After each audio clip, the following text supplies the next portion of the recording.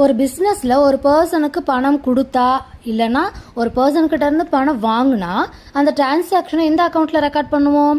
Example, business ரவிக்கு ₹5,000 கொடுக்குது. இங்கே ரவி யார்? ஒரு பர்சன். அப்படின்னா இது எந்த type of account? Personal account. Hello achievers, welcome to Let's Learnify Spark Tamil. இன்னைக்கு topic personal account. Stay till the end for quick exam revision notes. ஒரு எக்ஸாம்பிள் பார்க்கலாம். ஒரு பிஸ்னஸ் இமேஜின் பண்ணிக்கோங்க.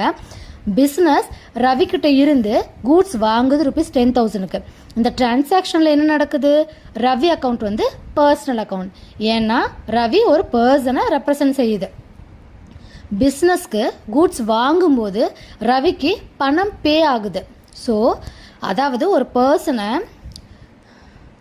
கனெக்ட் பண்ணுற அக்கௌண்ட் தான் பர்சனல் அக்கௌண்ட்.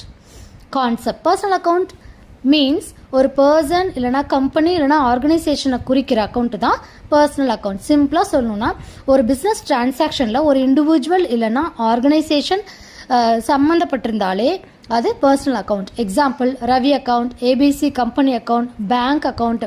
இங்கே rules என்ன அப்படின்னா, debit the receiver, credit the giver. அதாவது யார் வந்து வாங்கிக்கிறாங்களோ அவங்க தான் வந்துட்டு டெபிட்.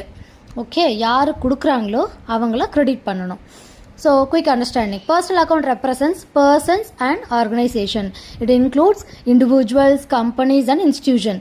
இங்கே ரூல் என்னன்னு சொல்லியிருக்கோம்? Debit the receiver, credit the giver. Example, cash paid to Ravi ₹5,000 அப்படின்னா ரவி அக்கௌண்ட்டிங்க டெபிட் பண்ணிடுவோம். கேஷ் ரிசீவ்டு ஃப்ரம் குமார் ₹3,000 அப்படின்னா இங்கே குமார் அக்கௌண்ட்டை கிரெடிட் பண்ணுவோம்.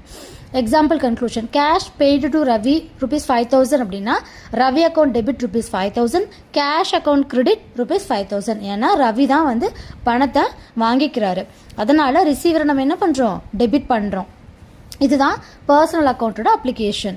Exam notes. Personal account is an account that records transaction related to persons, companies and organization.